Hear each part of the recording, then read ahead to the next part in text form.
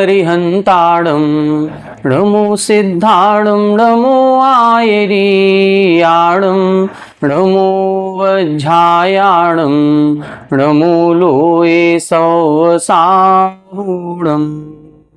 सिद्धं शुद्धं परमीय जिणेन्द्रवर्णेमि चन्दमकलङ्कं गुणरयणभूषणोदयं जीवस्य परुवणं वोच्छम्। 1008 श्री मूलनायक आदिनाथ भगवान की जय।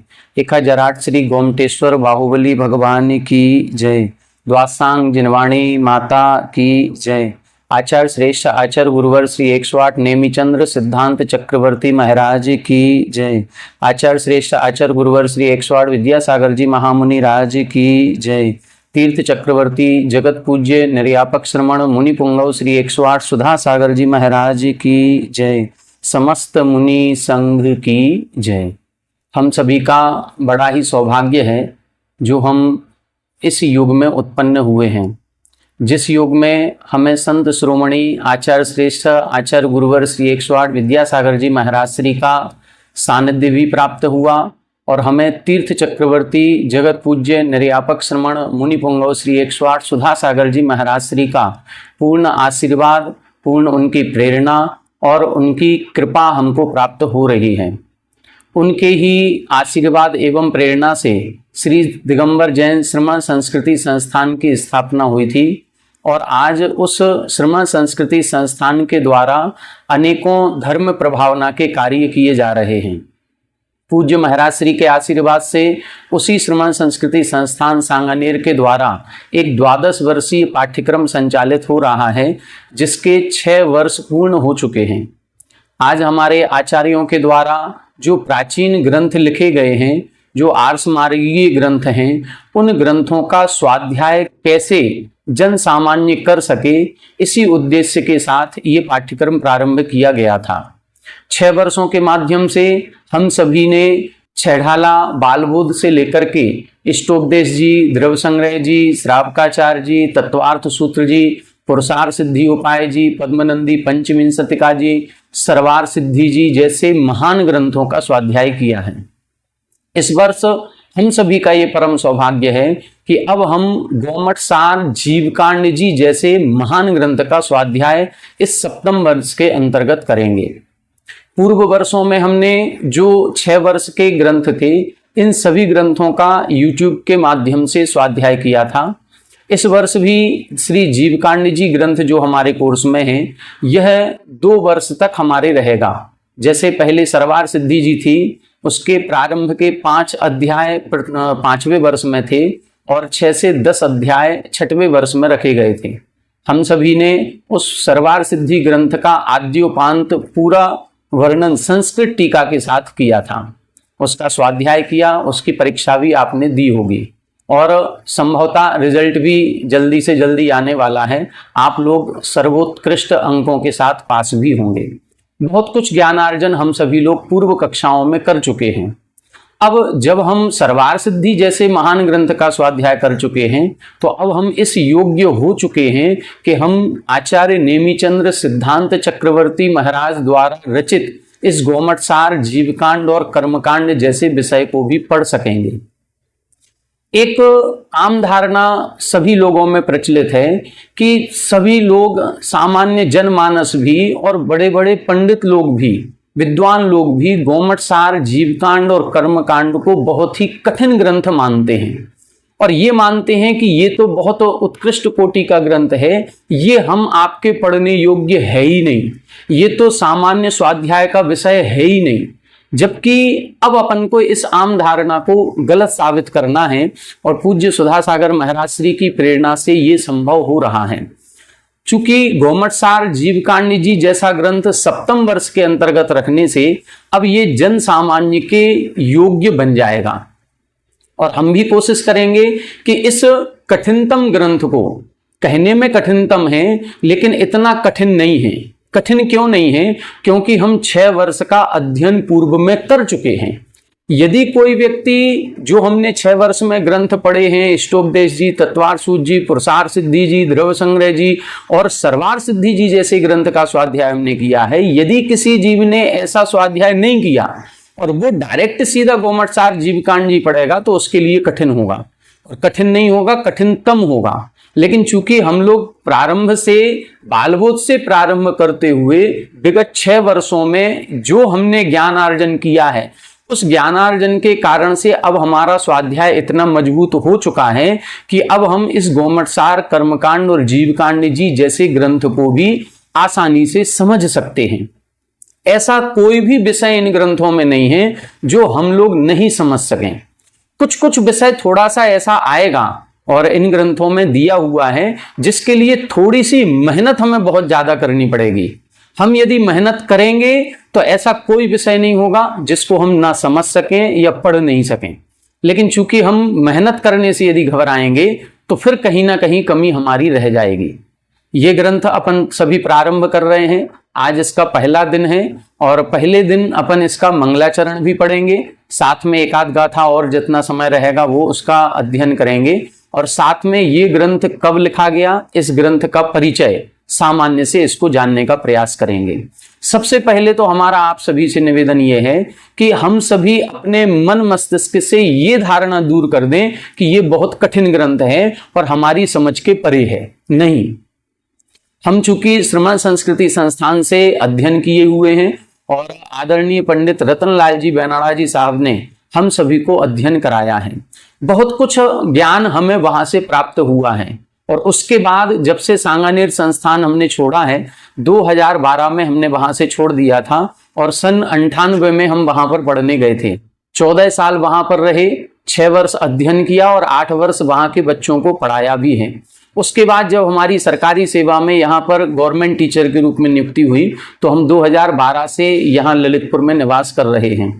लेकिन विगत 10 वर्ष भले ही हमने संस्थान छोड़ दिया, लेकिन स्वाध्याय से जुड़े हुए हैं। कई सारे ग्रंथों का स्वाध्याय अभी भी निरंतर चल रहा है। और पूर्व में जब से पूज्य महाराज श्री की प्रेरणा से ये 12 वर्षीय पाठ्यक्रम संचालित हुआ है, तब से इस स्वाध्याय पाठ्यक्रम में जो ग्रंथ आए हैं उन ग्रंथों का ऑनलाइन स्वाध्याय भी हम करवा रहे हैं। तो इन ग्रंथों का स्वाध्याय करते हुए जो भी ज्ञान हमें अर्जन हुआ है, उस ज्ञान के द्वारा, उस अल्प ज्ञान के द्वारा, अल्प बुद्धि के द्वारा हम सभी जो कुछ हमने प्राप्त किया है वो आपको बताने का प्रयास करेंगे और इस ग्रंथ को आद्योपांत पढ़ने का संकल्प करते हैं। ये ग्रंथ सिलेबस में जो रखा गया है वो 2 वर्षों में रखा गया है और इसमें करीब 700-800 गाथाएं हैं। आधा ग्रंथ लगभग 300, 350, 350 जितनी भी गाथाएं होंगी वहां से निर्धारित की जाएंगी, उसको हम इस वर्ष अध्ययन करेंगे, शेष गाथाओं को अगले वर्ष अध्ययन करेंगे। कुल मिलाकर के ये ग्रंथ अब प्रारंभ हुआ है तो इसको अंत तक अपन को संपूर्ण रूप से इन गाथाओं को पढ़ना है। कितना समझ पाएंगे इसकी बात हम नहीं कर रहे हैं। जरूरी नहीं है कि इन गाथाओं का जो अर्थ या जो भावार्थ है वो हम आपको बता सकें, लेकिन फिर भी अपने अल्प ज्ञान से हम जितना हो सकेगा उतना आपको समझाने का प्रयास करेंगे।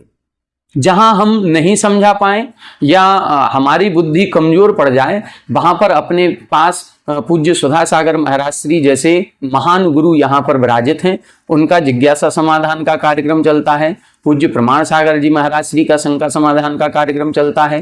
और भी अन्य जितने भी साधु हमारे नगर में पंडित विद्वान कोई भी आते हैं, उनसे भी अपन जिज्ञासा समाधान करके और इन ग्रंथों में आए हुए जो कठिन विषय हैं उनको समझने का प्रयास करेंगे। आज से अपन इस ग्रंथ का प्रारंभ करते हैं। सभी के लिए इस ग्रंथ का प्रारंभ करने की बहुत बहुत शुभकामनाएं, बधाइयां। थोड़ा सा ध्यान अपन को ये रखना है कि ये सामान्य ग्रंथ नहीं है, ये बहुत ही महत्वपूर्ण और सिद्धांत परक ग्रंथ है। तो इस ग्रंथ का जब भी स्वाध्याय करें, भले ही आप ऑनलाइन यूट्यूब के माध्यम से मोबाइल पर कर रहे हैं, लेकिन जब भी इस ग्रंथ का स्वाध्याय करने बैठें, पूर्ण सावधानी से बैठें, ग्रंथ को अपने समक्ष रखें, उच्चासन पर रखें और बाकायदा प्रारंभ में कायोत्सर्ग करें, मंगलाचरण करें और ग्रंथ समाप्ति के बाद जो आप वीडियो ये देखेंगे आधा घंटे की रहेगी, इस आधा घंटे की वीडियो पूर्ण होने के बाद प्रतिदिन जिनवाणी स्तुति करें और कायोत्सर्ग करके अपने इस ग्रंथ के स्वाध्याय को संपन्न करें। स्वाध्याय करते समय चूंकि मोबाइल पर आप लोग कर रहे हैं तो विशेषकर ध्यान रखें कि हम झूठे मुंह स्वाध्याय ना करें। ऐसा नहीं है कि हम कुछ खाते पीते भी जा रहे हों और मोबाइल रख लिए सामने और सुनते जा रहे हैं, नहीं, बिस्तर पर बैठ करके स्वाध्याय ना करें। तो थोड़ी सी सावधानी हमें रखनी पड़ेगी क्योंकि ये महान ग्रंथ है।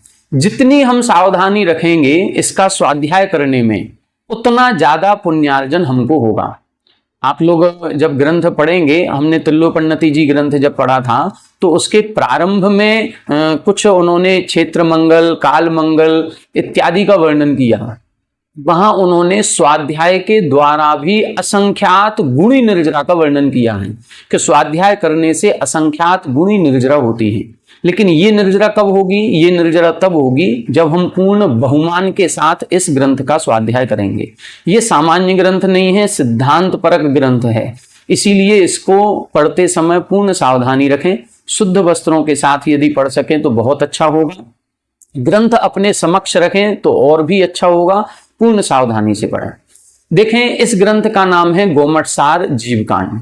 आप सभी ने नाम सुना होगा, दो नाम सुने होंगे, गोमटसार जीवकांड और गोमटसार कर्मकांड। ये क्या कहलाते हैं? आप सभी ने एक श्रुत पंचमी की कथा सुनी होगी जिसमें यह कहा जाता है कि आज से 2000 वर्ष पूर्व, जब 2500 वर्ष पूर्व जब महावीर भगवान को केवल ज्ञान हो गया तो केवल ज्ञान हो जाने के बाद जो उनकी दिव्य ध्वनि हुई, उस दिव्य ध्वनि को गणधरों ने अपने पास ग्रहण किया और फिर उसको आचार्यों को समझाया। उस समय जो परंपरा चलती थी, उस समय लेखन की परंपरा नहीं थी। लेखन की परंपरा कब शुरू हुई? आचार्य धरसेन महाराज के समय से। आचार्य धरसेन महाराज जो थे उनके पास जो अपन कहते हैं द्वादशांग है या 11 अंग 14 पूर्व हैं, उनमें से कुछ एक अंग मात्र का ज्ञान शेष रह गया था। लेकिन वह ज्ञान भी उनको बहुत ही अधिक था और महत्वपूर्ण ज्ञान था। उनको जब ऐसा लगा कि ये अवसर्पणी काल है और धीरे धीरे यह ज्ञान भी क्षय को प्राप्त हो रहा है और हमारी भी आयु निरंतर क्षय को प्राप्त हो रही है, यदि यह ज्ञान हमने लिपिबद्ध नहीं किया, इसका लेखन नहीं किया, तो फिर यह ज्ञान हम तक ही सीमित रह जाएगा और नष्ट हो जाएगा। जब ये चिंता या ये विकल्प उनके मन मस्तिष्क में आया, तब उन्होंने लेखन का काम स्वयं तो नहीं किया, लेकिन उन्होंने ये सोचा कि हम लिखेंगे यदि इसको तो बहुत टाइम लग जाएगा, क्यों ना हम ऐसे साधुओं को अपनी संगति में बुलाएं जिनको पढ़ा करके और वो इसका लेखन करेंगे तो बहुत अच्छा होगा। तब उन्होंने जो एक और आचार्य संघ दक्षिण प्रांत में विराजमान था, वहां पर उन्होंने पत्र लिखा और वहां से 2 साधुओं को बुलाया। उन 2 साधुओं की परीक्षा की। आप सभी को याद होगा कि उनको एक एक मंत्र दिया और मंत्र दे करके उनकी सिद्धि करवाई। जो विधि थी उपवास पूर्वक कराने की, उस विधि से करवाया। वो महाराज श्री वास्तविकता में पूर्ण ज्ञानी थे, मतलब विवेकी थे, सब कुछ उनको आता था। मंत्र की सिद्धि कैसे की जाती है उन्होंने सब कुछ जान करके जब उनके कोई देवी वगैरह प्रकट हुई तो उस देवी के स्वरूप को देख करके ये जान लिया कि हमारे मंत्र में कहीं ना कहीं कोई कमी अवश्य है, और उस कमी को दूर करते हुए फिर पुनः उसकी सिद्धि की। बस यही उनकी एक परीक्षा थी कि इस ग्रंथ का अध्ययन हम जिसको करा रहे हैं वो इस ग्रंथ के अध्ययन के योग्य है भी कि नहीं। और वो उस परीक्षा में पास हुए और फिर जाकर के आचार्य धरसेन स्वामी ने उन दोनों आचार्यों को अपना ज्ञान पूर्णतः प्रदान किया। वो दोनों आचार्य थे आचार्य पुष्पदंत जी और आचार्य भूतबली जी, जिन्होंने सठखंडागम ग्रंथ की रचना की। ये जो सठखंडागम ग्रंथ है ये हमारा मूल सिद्धांत ग्रंथ कहलाता है, जो अंग पूर्व का ज्ञान उसमें लिपिबद्ध किया गया है। ये जो सठखंडागम ग्रंथ था, ये ग्रंथ के लिए सामान्य श्रावकों को अध्ययन या स्वाध्याय करने के लिए मना किया गया कि इसके लिए वीतरागी मुनिराज ही अध्ययन कर सकते हैं, ऐसी विषय वस्तु इसमें दी गई है। कुछ समय व्यतीत हुआ, 500,000 साल के बाद फिर आचार्य वीरसेन स्वामी जी हुए, जिन्होंने उस सठखंडागम ग्रंथ पर टीका ग्रंथ लिखा। और जब उस सठखंडागम ग्रंथ पर टीका ग्रंथ लिखा तो 3 प्रकार की टीकाएं लिखी गई, जिनको हम धवला ग्रंथ, महाधवला ग्रंथ और जय धवला ग्रंथ कहते हैं। धवला और महाधवला ये सठखंडागम ग्रंथ की टीका ग्रंथ है, और एक कसाय पाहुड़ ग्रंथ है, उस कसाय पाहुड़ ग्रंथ का टीका ग्रंथ है जय धवला। इस प्रकार से 3 धवला ग्रंथ का निर्माण किया गया, जो सठखंडागम ग्रंथ की विषय वस्तु को और सरल करता था, लेकिन सरल करने के साथ साथ बहुत विस्तृत था। 60,000 श्लोक प्रमाण वो धवला ग्रंथों की टीका हुई है। आचार्य वीरसेन स्वामी जी ने इतना सब मेहनत करने के बाद भी वह धवला ग्रंथ का जो विषय वस्तु थी वो इतनी क्लिष्ट थी कि आम जन के पकड़ तक फिर भी दूर रही। तब एक बार आचार्य नेमिचंद सिद्धांत चक्रवर्ती महाराज जो हुए, ये दक्षिण प्रांत में ही रहते थे और कर्नाटक प्रांत के पास वहीं पर उनका बिहार आवास आदि चलता रहता था। वहां कर्नाटक प्रांत में एक राजा हुए हैं, राजा गंग नरेश कहलाते हैं, जिनका नाम है राजमल्ल। उन राजमल्ल राजा के प्रधानमंत्री और सेनापति थे राजा चामुंड राय। चामुंड राय जी भी उसी समकालीन रहे हैं जिस समय आचार्य नेमिचंद सिद्धांत चक्रवर्ती थे। और राजा जो प्रधानमंत्री चामुंड राय जी थे, ये नेमिचंद सिद्धांत चक्रवर्ती आचार्य के पास जाते आते रहते थे। जब वो उनके पास गए तो वो धवला ग्रंथ का स्वाध्याय कर रहे थे, और जब धवला ग्रंथ का स्वाध्याय कर रहे थे और जैसे ही वह प्रधानमंत्री चामुंड राय जी उनके पास पहुंचे तो उन्होंने वो स्वाध्याय बंद कर दिया। और स्वाध्याय बंद करते ही चामुंड राय जी ने उनसे पूछा कि महाराज श्री, आप स्वाध्याय कर रहे थे, आप करते रहिए, आपने हमें देख करके ये बंद क्यों कर दिया? तब उन्होंने उत्तर दिया कि यह ग्रंथ आपके पढ़ने और सुनने योग्य नहीं है, ये महान सिद्धांत ग्रंथ है, सठखंडागम ग्रंथ का टीका ग्रंथ है। तब उन्होंने जो चामुंड राय जी थे, उन्होंने उनसे निवेदन किया, यदि हम लोगों के ये पढ़ने योग्य नहीं है तो फिर हम इस ग्रंथ की विषय वस्तु का ज्ञान कैसे कर पाएंगे? हम लोगों के लिए भी तो सरल रीति में कुछ होना चाहिए, हमें कैसे इसका ज्ञान प्राप्त होगा? ये जो उनका शंका थी या उनका जिज्ञासा थी या उनके मन में जो विकल्प आया, इस विकल्प ने आचार्य नेमिचंद सिद्धांत चक्रवर्ती महाराज के मन मस्तिष्क में भी एक विकल्प उत्पन्न कर दिया। चूंकि नेमिचंद सिद्धांत चक्रवर्ती महाराज भी बहुत ज्ञानी थे, उत्कृष्ट ज्ञान था, धवला जी जैसे ग्रंथों का स्वाध्याय वो कर रहे थे, तब उनके मन में ये विकल्प आया कि क्यों ना इस कठिनतम ग्रंथ का भी सरलीकरण किया जाए और संक्षिप्त रूप में इसको तैयार किया जाए। तब जाकर के आचार्य नेमिचंद्र महाराज ने इस धवला ग्रंथ का जो सार था, धवला ग्रंथ का जो निचोड़ था, उसको संक्षिप्त किया और उसका सरलीकरण करके 2 ग्रंथों का निर्माण किया।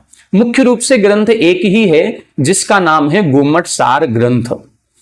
इस गोमट सार ग्रंथ के 2 भाग किए गए, गोमट सार जीवकांड और गोमट सार कर्मकांड। इस बार अपने कोर्स में गोमट सार जीवकांड है, कर्मकांड अपन भविष्य में आगामी जो अपना सिलेबस होगा 8वें 9वें वर्ष में जब भी आएगा तब उसका अपन स्वाध्याय करेंगे। इसका नाम गोमट सार क्यों रखा गया? तो जो चामुंड राय जी थे, इनका नाम था गोमट, इनका नाम है गोमट। गोमट शब्द 2 जगह अपन को सुनने में मिलता है। एक तो जब अपन इस ग्रंथ का स्वाध्याय करते हैं तो इस ग्रंथ का नाम है गोमट सार जीवकांड, गोमट सार कर्मकांड, और दूसरा एक गोमट शब्द अपन को सुनने को मिलता है गोमटेश्वर बाहुबली। गोमट शब्द और कहीं प्रचलन में नहीं है, कहीं ये शब्द पढ़ने में भी नहीं आएगा, ना ये संस्कृत भाषा का है, ना ये प्राकृत भाषा का है, ना ये कन्नड़ का है। कर्नाटक प्रांत में जो कन्नड़ भाषा है वहां का भी नहीं है। तो फिर ये गोमट शब्द का अर्थ क्या है? गोमट शब्द का अर्थ कुछ नहीं है। जब आप इन ग्रंथों की प्रस्तावना को पढ़ेंगे तो उस प्रस्तावना में स्पष्ट लिखा हुआ है कि जो चामुंड राय जी थे, इनका नाम था गोमट, और इन गोमट के निमित्त से चूंकि इस ग्रंथ की रचना हुई है, इसीलिए इसका नाम रखा गया गोमट सार। और इसीलिए जो बाहुबली भगवान की प्रतिमा का निर्माण हुआ है, उसकी कथा अपन सभी को पता है कि वो चामुंड राय ने अपनी माताजी के कहने पर उस बिंब की स्थापना कराई थी। तो इसीलिए उनको भी गोमटेश्वर कहते हैं कि जो गोमट के ईश थे, जो गोमट के ईश्वर थे, ऐसे बाहुबली भगवान। तो ये जो ग्रंथ लिखा गया ये उसी समकालीन है जिस समय राजा राजमल्ल हुए, जिस समय चामुंड राय जी हुए, जिस समय गोमटेश्वर बाहुबली भगवान की स्थापना हुई, और उसी समय आचार्य नेमिचंद सिद्धांत चक्रवर्ती हुए, और उसी समय इन ग्रंथों का प्रतिपादन भी हुआ। ये समय लगभग अपन ईसवी सन की अपेक्षा लगाएं तो लगभग 10वीं शताब्दी का कहा जाता है। 938-40 के समथिंग इस ग्रंथ की रचना कही जाती है। इस ग्रंथ की भी फिर टीका ग्रंथ लिखे गए और एक अभय चंद्र सिद्धांत चक्रवर्ती महाराज हैं, उन्होंने इस ग्रंथ की टीका लिखी है। और इसके बाद एक केशव वर्णी जी हुए हैं, उन्होंने भी इस ग्रंथ की कर्नाट वृत्ति में टीका लिखी है, जिसमें कन्नड़ और संस्कृत मिक्स लिखी गई है। इसके बाद एक और टीका हुई है, एक और आचार्य नेमिचंद्र जी हुए हैं, उन्होंने भी उसका टीका किया है। कुछ अपने पंडित टोडरमल जी हुए हैं, उन्होंने इसका हिंदी अनुवाद भी किया है। तो ऐसे कई सारे ग्रंथ अपन को देखने में मिलेंगे। तो ये गोमटसार जीवकांड का सामान्य संक्षिप्त परिचय अपन ने देखा कि इसका नाम गोमटसार क्यों रखा गया। जीवकांड क्यों है? जीव का मतलब अपन सभी जानते हैं, जो 10 प्राणों से जीता था, जीता है और जीवेगा, उसको अपन जीव कहते हैं। इस ग्रंथ में जीव की विशेषताओं का वर्णन किया गया है। कांड किसे कहते हैं? कांड का मतलब होता है पर्व। जैसे गन्ना होता है और गन्ने के पर्व होते हैं, पोर होती हैं, तो उन पोर के हिसाब से गन्ने की लंबाई चौड़ाई, उसका रस भाग निकाला जाता है। इसी तरह से यहां पर भी जो जीव का वर्णन किया गया है वो 20 कांडों के द्वारा किया गया है, 20 पर्व के माध्यम से किया गया है। 20 प्ररूपणाओं का व्याख्यान इस जीव कांड ग्रंथ में हमको पढ़ने में मिलेगा। उन 20 कांडों में क्या है? उसमें जीव की ही विवेचना की गई है विभिन्न विशेषताओं के माध्यम से। कभी गुण के माध्यम से की गई है कि ये कौन से गुण में स्थित है, जिसको हम गुण स्थान भी कहते हैं। कभी पर्याप्तियों की अपेक्षा की गई, कभी प्राण की अपेक्षा की गई, कभी गति की अपेक्षा है, कभी इंद्री की अपेक्षा है, कभी योग की अपेक्षा, कभी वेद की अपेक्षा, ज्ञान की अपेक्षा। ये 14 मार्गणाएं जो हैं, तो ऐसे 20 प्ररूपणाओं का वर्णन इस ग्रंथ में किया गया है। कुछ 8-10 प्ररूपणाओं को हम इस वर्ष पढ़ेंगे, फिर बची हुई शेष 8-10 प्ररूपणाएं जो होंगी उसको हम अगले वर्ष अध्ययन करेंगे। देखें, इसका मंगलाचरण अपन देखते हैं। मंगलाचरण का अर्थ आज अपन समझेंगे। सबसे पहले इसका उच्चारण करें। सिद्धम शुद्धम पड़मीय, सिद्धम शुद्धम पड़मीय, जिणिंद वर्णेमि चंदमकलंकम, जिणिंद वर्णेमि चंदमकलंकम, गुणरयण भूषणुदयम, गुणरयण भूषणुदयम, जीवस्य परुवणं वोच्छं, जीवस्य परुवणं वोच्छं, सिद्धं शुद्धं पड़मीय, जिणिंद वर्णेमि चंदमकलंकम, गुणरयण भूषणुदयम, जीवस्य परुवणं वोच्छं। देखें, इसका अर्थ देखें, यहां बता रहे हैं सिद्धम शुद्धम पड़मीय। पड़मीय का मतलब है नमस्कार करके। किसको नमस्कार करके? जो सिद्ध हो चुके हैं, जो अष्टकर्मों से मुक्त हो चुके हैं, ऐसे सिद्धों को नमस्कार करके। कौन सिद्ध हो चुके हैं? जो सिद्ध शुद्ध हैं। शुद्ध का मतलब जो अष्टकर्म, जो उनके मैल था, द्रव्य कर्म मल, भाव कर्म मल और नो कर्म मल, 3 प्रकार का मल कहा जाता है। अपन बोलते हैं त्रिविध कर्म मल वर्जित सिद्ध महंता। तो 3 प्रकार के कर्म मल से जो रहित हैं अर्थात शुद्ध हैं, और अष्टकर्मों से रहित हैं अर्थात सिद्ध हैं, ऐसे पड़मीय, ऐसे उनको नमस्कार करके। किनको नमस्कार करके? जिणिंद वर। जिणिंद्र का मतलब जिनेन्द्र भगवान। उन जिनेन्द्र भगवान में वर, वर का मतलब होता है श्रेष्ठ। उन जिनेन्द्र भगवान में भी जो श्रेष्ठ हैं, ऐसे नेमि चंदम, ऐसे नेमिनाथ भगवान को नमस्कार करके। यहां पर नेमिनाथ भगवान का वर्णन किया गया है, क्योंकि जब अपन प्रस्तावना पढ़ेंगे तो उसमें देखेंगे कि जहां नेमिचंद्र सिद्धांत चक्रवर्ती महाराज प्रवास करते थे, जो गोमटेश बाहुबली भगवान हैं, विंध्यगिरी हैं, वहां पर एक हस्त प्रमाण मतलब एक हाथ की छोटी इंद्रनील मणि की प्रतिमा थी, जो प्रतिमा नेमिनाथ भगवान की थी। और उन्हीं नेमिनाथ भगवान के चरणों में बैठ करके, उन्हीं की चरण सन्निधि में इस ग्रंथ का प्रारंभ हुआ या इस ग्रंथ का लेखन पूर्ण किया गया। वो इंद्र नीलमणि की प्रतिमा अब कहाँ है, इसका कथन अपन अभी कुछ नहीं कह सकते हैं। अभी हम गोमटेश बाहुबली जी जाकर के भी आए हैं, 1 महीने पहले ही वहां जाना हुआ। वहां पर जानने का प्रयास तो किया, लेकिन कहीं कोई अभी हमको पूर्ण जानकारी नहीं मिली कि वो एक हस्त प्रमाण इंद्र नीलमणि की प्रतिमा कहां पर है। लेकिन फिर भी आप सभी ने देखा होगा, जहां गोमटेश बाहुबली भगवान की उत्तुंग प्रतिमा है, उनके समक्ष एक हस्त प्रमाण एक अष्ट धातु की प्रतिमा रखी रहती है, जिसका अभिषेक किया जाता है, वो बाहुबली भगवान की है। इसी प्रकार से एक हस्त प्रमाण इंद्र नीलमणि की जो प्रतिमा थी वो नेमिनाथ भगवान की थी, और नेमी चंद्र आचार्य महाराज ने उन्हीं की चरण सन्निधि में इस ग्रंथ को लिखा है। इसीलिए इन्होंने नेमिनाथ भगवान को ही नमस्कार किया है। यहाँ नेमी चंद्रम लिखा है, इसका मतलब नेमी चंद्र महाराज का नाम नहीं है, ये नेमिनाथ भगवान का नाम है। दूसरा, इधर लिखा है वर।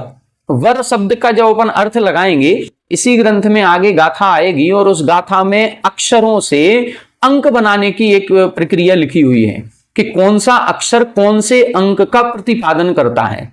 तो वह जो अक्षर है ये 4 अंक का प्रतिपादन करता है, और रा अक्षर 2 नंबर का प्रतिपादन करता है। और जब हम संस्कृत में पढ़ेंगे तो एक सूत्र है, अंका नाम वामतो गति। जो अंक होते हैं उनकी जो गणना की जाती है वाय से की जाती है। तो जब इधर देखेंगे वर में वा से 4 और रा से 2, तो ये हो गया 42। लेकिन जब अपन बाएं से चलेंगे तो ये दिखेगा 24। तो यहां पर 24 का मतलब है जिनेन्द्र वर नेमि चंदम। यहां पर जिनेन्द्र भगवान जो हमारे 24 तीर्थंकर हैं, उन सभी 24 तीर्थंकरों को नमस्कार किया गया है। नेमी चंद्र का क्या अर्थ है, इसकी भी व्याख्या टीका में अपन जब पढ़ेंगे तो नेमी का मतलब है जिनको नमस्कार किया गया है। किसके द्वारा नमस्कार किया गया है? तीनों लोकों के 100 इंद्रों के द्वारा नमस्कार किया गया है। जिनको धर्मेंद्रों ने भी नमस्कार किया, इंद्रों ने भी किया, अहमिंद्रों ने भी किया, सभी जीव जिनको नमस्कार करते हैं, ऐसे नमस्कार से सहित इसीलिए नेमी शब्द लिखा है। और जो चंद्रमा की कांति के समान उज्जवल हैं, शुद्ध हैं, जिनके सभी प्रकार के कलंक दूर हो चुके हैं, कलंकम, जो कलंक से रहित हैं। कलंक से रहित का मतलब है 18 दोषों से रहित हैं। जो क्षुधा, तृषा आदि 18 दोष कहे जाते हैं, उन 18 दोषों से रहित हैं। ऐसे नेमिनाथ भगवान को नमस्कार करके, अथवा जो उत्कृष्ट हमारे 24 तीर्थंकर हैं, उन 24 तीर्थंकरों को नमस्कार करके, गुण रयण भूषणुदयम, और कैसे हैं वो? जिनके गुण रूपी रत्नों का, आभूषण का उदय हुआ है। जैसे हम सभी लोग अपना जब सुंदर दिखना होता है तो हम सभी आभूषण पहनते हैं, तो उन आभूषणों को जिनका उदय हुआ है, कौन से आभूषण हैं? सामान्य हमारे रत्नों के आभूषण नहीं, गुण रूपी रत्नों के आभूषण। मतलब ऐसी आत्मा, ऐसे 24 तीर्थंकर देव जिनके जो अनंत ज्ञान, अनंत दर्शन, अनंत सुख, अनंत वीर्य आदि अनंत गुण हैं, ऐसे अनंत गुण रूपी रत्नों के आभूषण जिनके प्रकट हो गए हैं, ऐसे नेमिनाथ भगवान को नमस्कार करके जीवस्य परूपणम वोच्छम, जीव की परूपणम यानी परूपणाओं को वोच्छम यानी कहूंगा। ये एक प्रकार से यहां मंगलाचरण भी किया है, और एक प्रकार से एक संकल्प भी किया है कि इस ग्रंथ में हम किस वस्तु का, किस विषय का वर्णन करेंगे। तो इधर विषय वस्तु का भी उल्लेख कर दिया, जीवस्य परूपणम वोच्छम। इस ग्रंथ में हम जीव की प्ररूपणाओं का वर्णन करेंगे। प्ररूपणाओं का मतलब क्या होता है? प्ररूपण का मतलब है निरूपण करना, वर्णन करना, विस्तार करना। विस्तार किसका होगा? जीव का होगा। लेकिन उस जीव का विस्तार भी कई प्रकार के गुणों का आश्रय लेकर के किया जाएगा। कभी गुणों का आश्रय लेंगे तो कभी उसकी विशेषताओं का आश्रय लेंगे। जैसे हमने बताया 14 मार्गणाएं हैं, गति, इंद्री, काय, योग, वेद, कषाय, ज्ञान, संयम। तो ये जो 14 मार्गणाएं हैं, इन 14 मार्गणाओं का आश्रय लेंगे। पर्याप्ति का आश्रय, प्राण का आश्रय, जीव समास, उपयोग, गुण स्थान, इन सब का आश्रय लेकर के केवल वर्णन किसका होगा? जीव का ही वर्णन किया जाएगा। ये इन्होंने यहां पर संकल्प किया है। तो इसमें मंगलाचरण किया है और अपना एक संकल्प निवेदन किया है। कैसा किया है फिर से एक बार देख लें। नेमिनाथ भगवान को नमस्कार करके। वो नेमिनाथ भगवान कैसे हैं? जिनेन्द्रवर, जिनेन्द्रों में श्रेष्ठ हैं। सिद्धम, जो सिद्ध हो चुके हैं, 8 कर्मों से रहित हो चुके हैं। शुद्धम, मतलब जो तीनों प्रकार के कर्ममल से रहित हैं, अकलंकम जो 18 दोषों से रहित हैं, और जिनके अनंत गुण रूपी रत्नों का आभूषण प्रकट हो गया है, ऐसे नेमिनाथ भगवान को नमस्कार करके मैं जीव की प्ररूपणाओं को कहूंगा। ये इस प्रकार से इसका अर्थ यहां पर दिया गया है। और विस्तार से यदि आप लोग पढ़ना चाहें तो इस ग्रंथ की टीका को अपन पढ़ेंगे तो उस टीका में बहुत सारा खुलासा इन्होंने किया है। उसमें नेमिनाथ भगवान का भी अर्थ निकाला है और उसमें 24 तीर्थंकरों का भी अर्थ निकाला है, और उसमें अपनी इस विषय वस्तु को भी इन्होंने कहा गया है कि इस जिस विषय वस्तु का हम वर्णन कर रहे हैं वो सिद्ध है। सिद्ध होने का मतलब है कि जैसी तीर्थंकर देव ने, आचार्यों ने कही है, हम बिल्कुल वैसी ही कहेंगे, उसमें कहीं कोई विरोध नहीं आएगा। जो प्रत्यक्ष और परोक्ष सभी प्रकार के प्रमाणों से विरोध से रहित है, इस प्रकार की सिद्ध है, शुद्ध है। और कैसी है? अकलंक।